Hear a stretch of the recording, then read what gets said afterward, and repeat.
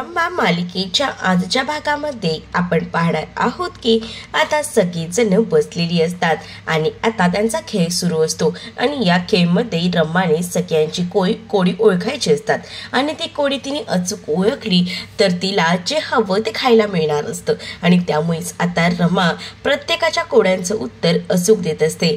पहिल्यांदाच आता कोडं घातलेलं असतं ते तर मावशीने। आता पंकज काकांची बारी येते।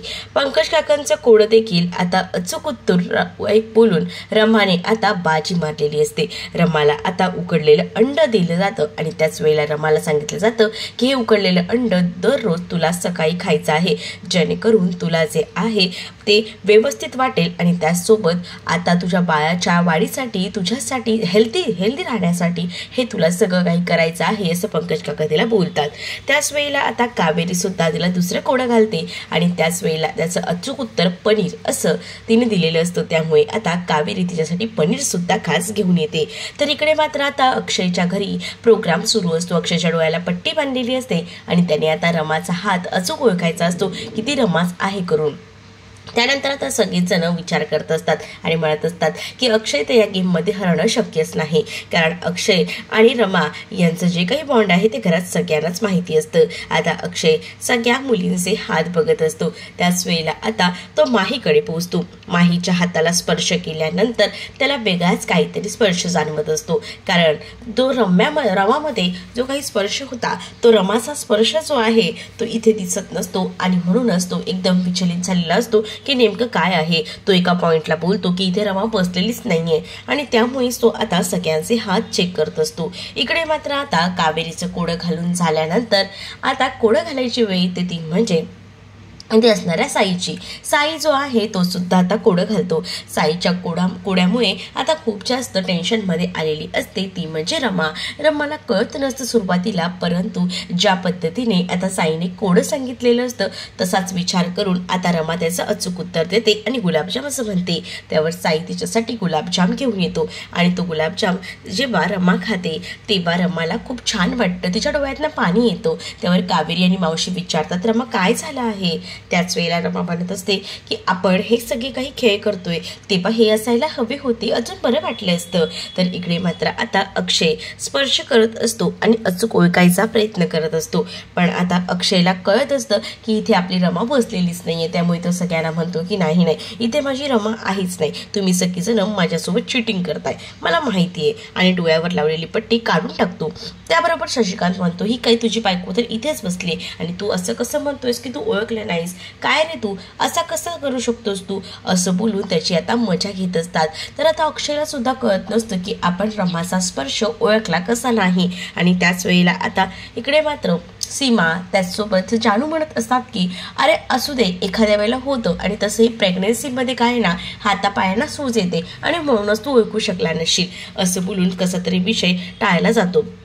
आता रमाला आपली चोरी पकडली जाते की काय ही भीती सुद्धा असते आणि म्हणूनच रमा जी आहे ते आता तातडीने बेडरूममध्ये निघून जाते।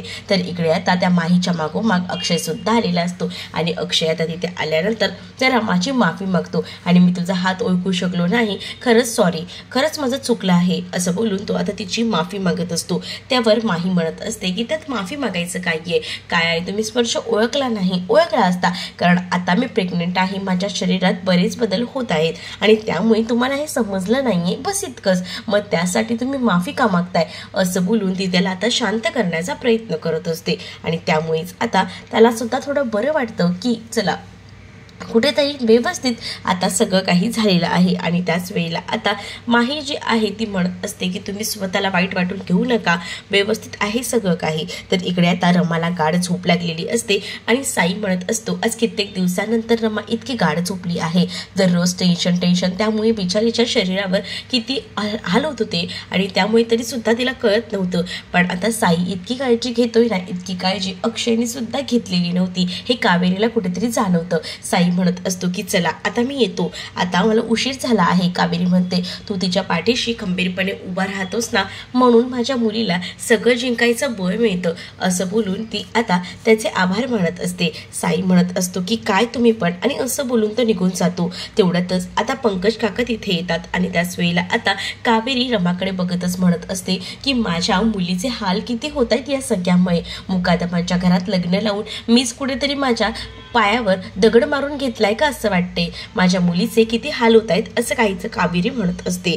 त्याच वेळेला आता पंकज काका येऊन म्हणतात की मला तर वाटतं ना की रमेने ना हे सगळं काही सोडून द्यावं आणि तातडीने ना सगळं सोडून या साईसोबत चांगला सुखाने संसार करावा. विचारा साई आपल्या रमावर किती प्रेम करतो, तरी सुद्धा एका शब्दानेही तो रमासाठी काही बोलत नाही, सगळं त्याच्यासाठी करत असतो. पण आपली रमा हे कधीच सोडणार नाही, कारण अक्षयराव मुकादम फॅमिली तिच्यासाठी खूप जास्त इम्पॉर्टंट आहेत असं देखील आता मावशी जी आहे ती आता बोलू लागते. त्यामुळे आता सगळेजण जे आहेत ती शांत राहतात. तर रमाला मी मुकादमांच्या घरात लग्न करून दिले ही माझीच कुठेतरी चूक झाली, कारण बिचाऱ्या रमाला माझ्यामुळे कधीच सुखाने संसार करता आलेला नाही, मी बघितलं आहे आणि हे सगळं काही माझ्यामुळे झालं असं कावेरी म्हणत असते. तर इकडे आता जी काही मुग्धा आलेली असते अभिची मैत्रीण, तिला सोडण्यासाठी आता अभि बाहेर गेलेला असतो आणि त्याच वेळेला अभि मुग्धाला विचारतो की माझी फॅमिली कशी वाटली तुला.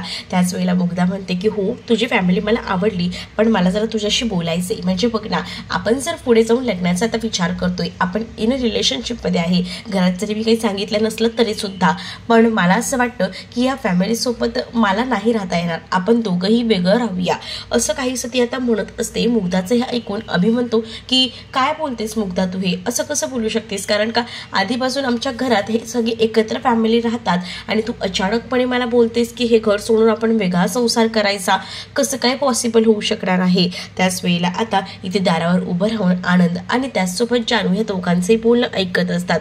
तर आता जानूचं जसं म्हणणं असतं की वेगळा संसार थाटायचा, तसंच त्या मुग्धाचंही म्हणणं असतं आणि त्यावर मुग्धा आता म्हणत असते की मला माहिती आहे तुझ्यासाठी तुझी फॅमिली जास्त इम्पॉर्टंट आहे, ते सगळं सोडून तुला चालणार नाही, पण काय आहे ना सध्याच्या परिस्थितीमध्ये नाही जमत रे एवढ्या मोठ्या फॅमिलीसोबत जुळवून घेऊन राहणं, उगाच मग नंतर वाद, त्यापेक्षा आधीच आपण चांगल्या ह्याच्यात वेगळं झालं ना की सगळं काही नीट होईल. मग आता अभि जो आहे तो आता अर्थाबद्दल सुद्धा बोलतो आणि तो म्हणत असतो की तुला माहिती आहे माझ्या पहिल्या बायकोची मला एक मुलगी आहे आणि तिला सुद्धा आपल्याला सांभाळायचं आहे. तर आता मुग्धा म्हणत असते की मी कुठे म्हणते की मी त्या मुलीला सांभाळायला तयार नाही आहे, मी सांभाळायला तयार आहे, मी सगळं काही ॲक्सेप्ट केले, मी आरतालाही बघेन आणि तुझीही काळजी घेईन, पण आपण या घरात नाही राहायचं, आपण वेगळा संसार करायचा असं देखील ती म्हणत असते. आता अभिला सुद्धा मुग्धाचं म्हणणं पटतं आणि तो म्हणत असतो की तू मला आणि अर्थाला स्वीकारायला तयार आहेस ना, त्यापेक्षा जास्त मला काहीच नको, ठीक आहे आपण विचार करूया आणि आपण दुसरीकडे संसार थाटव्या असं त्यांचं म्हणणं अभिला सुद्धा आता मुग्धाचं आवडलेलं असतं आणि त्यामुळेच आता तो म्हणत असतो की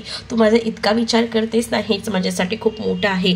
पण आता हे सगळं बोलणं जानूने ऐकलेलं असतं आणि आनंदी सुद्धा, म्हणून जानू आता आनंदला म्हणते की बघ तुझा लहान भाऊ वेगळा संसार करणार आणि तू या फॅमिलीला घेऊन बसलाय असं बोलून त्याला टोमणा मारत असते. तर दुसऱ्या दिवशी सकाळी आता अक्षय पटापट आवरत असतो, कारण त्याला घेऊन या माहीला डॉक्टरकडे जायचं असतं. तो म्हणत असतो की चल ना आता आवर ना, आपल्याला जायचंय, उशीर होतोय. इकडे मात्र त्या माहीला टेन्शन असतं, ती सारखी इरावतीला कॉल करत असते, पण इरावती घरात नसते, 2 दिवसासाठी ती आता बाहेर गेलेली असते. त्यामुळे ती आता सीमाला विचारते की इरा त्यांना कुठे पाहिलं का. तर आता सीमा म्हणत असते की इरावती जी आहे ना ती 2 दिवसासाठी तिच्या मैत्रिणीकडे गेली आहे, येईलच मग तेव्हा काय भेटायचंय ते. पण आता हिला डॉक्टरांकडे जायचं भीती का वाटत असते, का तर आपलं सत्य पकडलं जाईल तर, आणि त्यामुळे ती आता रमाला शोधत त्या मागच्या गेस्ट हाऊसमध्ये आलेली असते आणि रमा अशी हाक मारत असते, पण रमा त्या रूममध्ये नसते आणि मग ती विचार करते की आता आपली चोरी पकडली गेली तर काय होईल. या टेन्शनमध्ये ती आता रमाला कॉल करते. जेव्हा ती आता रमाला कॉल करते तर रमाचा फोन मावशी उचलतात. तर आता माही जी आहे ती रमाला म्हणत असते की तू कुठे जाऊन बसली आहेस, डॉक्टरकडे जायचं आहे. मावशी बोलते काय झालंय, मी बोलते तर आता मावशी तर आम्हाला सांगून ठेवा डॉक्टरकडे यायचं, कारण मी आता डॉक्टरकडे चाललेली आहे, अक्षय मला घेऊन जातोय आणि तिकडे जाऊन काही सत्य समजलं तर खूप मोठा प्रॉब्लेम होऊ शकतो. तर मावशी म्हणत असतात की ठीक आहे ना, समजू दे ना, सत्य किती दिवस ही गोष्ट लपवून ठेवणार आहे आणि तसंही माझ्या रमाचा संसार तुझ्यामुळे उद्ध्वस्त होतोय, तर समजू दे, मी नाही पाठवणार आहे रमाला तिथे. त्याच वेळेला आता ती माही म्हणत असते की ठीक आहे नको पाठवू, मग आता पूर्ण जे मुकादम कुटुंब आहे ते रस्त्यावर येईल. त्याबरोबर आता मावशी खूप जास्त दचकते आणि लगेच ती फोन ठेवते. त्यानंतर आता तिथे रमा येते आणि मावशीला विचारते की मावशी काय झालं आहे. त्यावर मावशी म्हणत असते की माहीचा फोन आला होता. आता माहीला घेऊन डॉक्टरांकडे अक्षय पोहोचलेला असतो. तर तेवढ्यातच तिथे नर्स येऊन म्हणते की तुम्हाला आज मॅडमने बोलवलं आहे आणि त्यामुळे आता आपली चोरी पकडली जाणार आहे काय ही भीती तर माहीला असते. माही आता अक्षयला बाहेरच बसवते आणि स्वतःच त्या डॉक्टरच्या कॅबिनमध्ये जाते. आणि ज्या वेळेला ती डॉक्टरच्या कॅबिनमध्ये जाते त्यावेळेला डॉक्टर म्हणत असतात की हे काय मिसेस रमा मुकादम, तुम्ही तर प्रेग्नेंट होतात. मागच्या वेळेला मी चेक केलं होतं आणि मग आता तुम्ही हा पॅड वगैरे लावून का फिरताय, नेमकं काय कारण आहे असं ते माहीला विचारत असतात. आणि रमा तेवढ्यातच तिथे आलेली असते आणि रमा पाहते तर काय अक्षय जो आहे तो गेम खेळत असतो. अक्षयचं लक्ष नसतं आणि इकडे जी माही आहे तिला डॉक्टर जाप विचारत असतात. आता रमा ही सगळी कंडिशन कशी सोडवून घेईल आणि कसं काही सगळं जुळवून घेईल हे पाहणं तितकंच इंटरेस्टिंग असणार आहे. तुम्ही जर आपल्या चॅनलवर नवीन असाल तर आपल्या चॅनलला नक्कीच सबस्क्राईब करा. चला तर मग भेटूया पुढच्या भागामध्ये. तोपर्यंत टाटा बाय.